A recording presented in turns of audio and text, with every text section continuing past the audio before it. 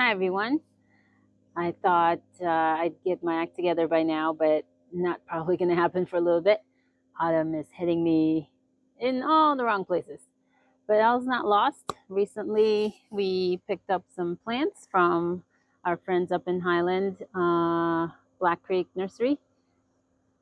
First is the Triple Crown Blackberry.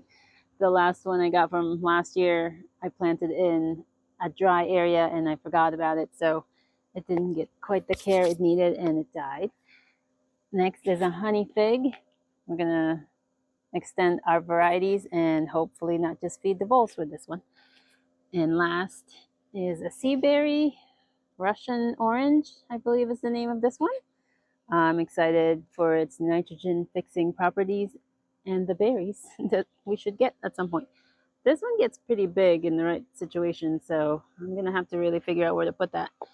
The figs, I'm pretty sure it's going along with the other figs. The berry also will be going in the same area as the figs. In other news, I did start the storing process for the garlic. This is about half of what's left. I've used already some produce from the Labor Day party. So this is the keepers. So far, so good. And these are the questionable. Now, the biggest issue I'm seeing, I tried to find a more definite example, but it's going to take me a while. This is telltale signs of allium leaf miner.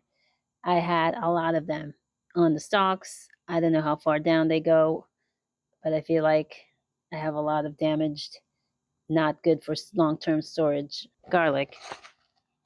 And sadly, this also means that my soil is probably contaminated and I will have this problem again next year. Now, I've already gone through the trouble of prepping my soil, so I'm going to plant it anyway and deal with it again the following year. But this is the pupa stage. It's brown, it's dark, it's dark brown. It's hard. I don't know if this is dead specifically, but you're not supposed to compost this regularly. You should get rid of it altogether or burn it. And definitely store the garlic. In my case, I'm just going to freeze the bulbs soon.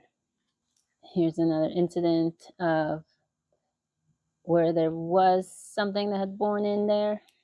And usually you can tell further in the leaves even that they have bore holes, and then they travel. The little maggot travels down. Here's what looks like a dead maggot right there. They go down the stalk and eat the plant. So I think that's why I have a lot of cases where the paper had pulled away from the garlic earlier on. Here's, I don't know if you can see in there. There's a pupa right there. Taking a break from the garlic processing, we have here the buckwheat, which I'm almost, it's going to seed. I can feel them, so I think I made it just in time so that it won't reseed itself, which wouldn't be a problem since it winter kills, but it would be something I would have to process again when I plant the garlic out.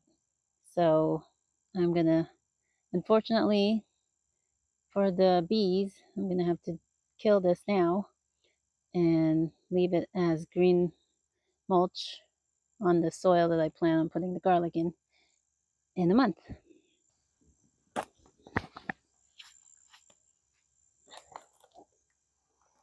I'm also going to take out the few tomatoes volunteers here that aren't going to produce anything great. I'll leave the fruit cluster that I see there. I'll take out the majority of the greenery.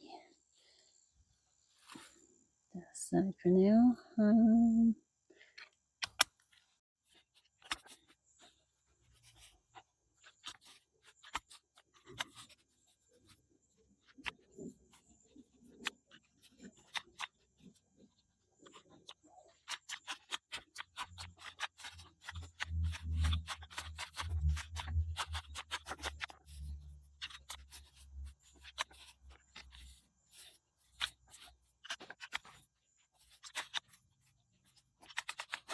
Here's the seed pod when it starts to mature.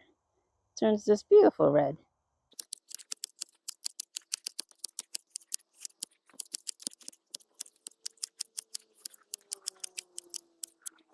Now I think it would be good to till this in. So if I have time in the next couple of days, I might do that. And just like that, it's all gone. On a lighter note, the rapini, I believe, is actually ready. Or not necessarily ready, but it's giving me the little buds that I'm supposed to collect to eat.